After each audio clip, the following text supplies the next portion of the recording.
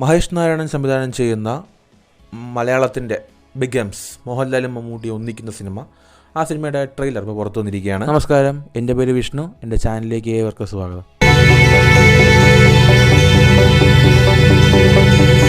Patriot of course എല്ലാവർക്കും അറിയാവുന്നൊരു കാര്യമാണ്.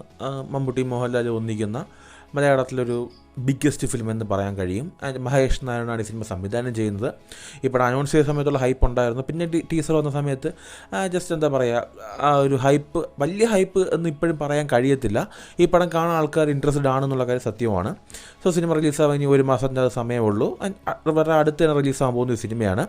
And ഈ ഒരു ട്രെയിലർ ഇപ്പോൾ നമുക്ക് കിട്ടിയിരിക്കുകയാണ്. സോ ഈ ട്രെയിലർ കാണാൻ നേരത്ത് ഭയങ്കര സ്ട്രൈറ്റ് ഫോർവേഡ് ആയിട്ടൊരു കഥ ഇത് കാണാൻ കഴിയുന്നുണ്ട്. ആൻഡ് നിങ്ങൾക്ക് എല്ലാവർക്കും അറിയാം, വളരെ വലിയ സ്റ്റാർ കാസ്റ്റ് അണിനിരക്കുന്ന ഒരു സിനിമയാണ്.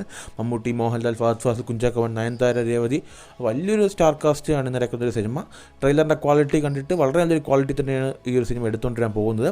ആൻഡ് പലയിടത്തുനിന്ന് ഈ സിനിമയുടെ ബഡ്ജറ്റ് ഏകദേശം 140 കോടി രൂപയാണെന്ന് പറയുന്നുണ്ട്. ട്രെയിലറിൽ ചിലയിടത്തൊക്കെ ഈ ഫൈറ്റർ ജെറ്റ്സൊക്കെ ഉപയോഗിക്കുന്ന ചില സീൻസും കാണിക്കുന്നുണ്ട്. സോ ക്ലിയർ ആയിട്ട് എന്താണ് കഥ നമുക്ക് അറിയത്തില്ല. ട്രെയിലറിൽ മനസ്സിലാവുന്നത് നാഷണൽ സെക്യൂരിറ്റിക്ക് വേണ്ടി ഒരു ആപ്പ് ക്രിയേറ്റ് ചെയ്യുന്നു. ആൻഡ് അവസാനം ആ ആപ്പ് പൊതുജനങ്ങൾക്ക് എന്താ പറയുക തുറന്നു കൊടുക്കുകയും അത് ഉപയോഗിച്ച് ആൾക്കാർ എന്താ പറയുക ഇല്ലീഗലായിട്ടുള്ള ആക്ടിവിറ്റി ചെയ്യുന്നു. മേജർലി എന്താ പറയുക പെൺകുട്ടികളുടെ ചില ദൃശ്യങ്ങൾ ലീക്കാക്കാൻ ശ്രമിക്കുന്നു. സോ അതിനെ ബേസ് ചെയ്താണോ സിനിമ പോകുന്നത് നമുക്കറിയത്തില്ല. മേ ബി തുടക്കം അവിടെ നിന്നായിരിക്കാം. അതിനുശേഷം ഇത് രാജ്യ സുരക്ഷയ്ക്ക് തന്നെ ഭീഷണിയാവുന്ന ഒന്നായിരിക്കാം. സോ മനസ്സിലാവുന്ന കാര്യം, ഈ കുഞ്ചാക്കോ ബോബനും അതുപോലെ തന്നെ നമ്മുടെ ഫഹദ് ഫാസിലും ഇവർ ചേർന്നാണ് ഈ ഒരു ആപ്പോ ഈ ഒരു സൈറ്റോ ക്രിയേറ്റ് ചെയ്തത്. അതിനുശേഷം ഇത് പൂർണ്ണമായിട്ടും ഫഹദ് ഫാസിൽ ഏറ്റെടുക്കുമായിട്ടും അതിനുശേഷം നമ്മുടെ കുഞ്ചാക്കോ ഒരു സീനിൽ എനിക്ക് റിഡംഷൻ വേണം എന്ന് പറയുന്നതൊക്കെ ഉണ്ട്. മേ ബി കുഞ്ചാക്കോവിന് ഫഹദിനെ ഇത് ഏൽപ്പിച്ച് തെറ്റായിപ്പോൾ നമുക്കറിയില്ല. ഫഹദ് ഫാസിൽ ഒരു ഇൻ്റർവ്യൂ പറഞ്ഞിട്ടുണ്ടായിരുന്നു പുള്ളിയാണ് സിനിമ വില്ലനായിട്ട് വരാൻ പോകുന്നതെന്ന്. സോ മേ ബി അങ്ങനെ ആയിരിക്കാം. സോ മമ്മൂട്ടി സിനിമയ്ക്കകത്തൊരു വ്ളോഗറായിട്ട് വരുന്നു എന്ന് പറയുന്നുണ്ട്. മേ ബി മമ്മൂട്ടി ആയിരിക്കും ഒരു കോൺസ്പിറസി, അതായത് ഈ ഒരു ആപ്പിനെ പറ്റിയുള്ള കോൺസ്പിറസി പുറത്തു വിടുന്നത്.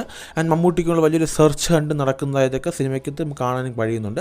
ആൻഡ് ഇവിടെ മമ്മൂട്ടിയെ സഹായിക്കാനായിട്ട് വരുന്നൊരു കഥാപാത്രമാണ് മോഹൻലാലിൻ്റെത്.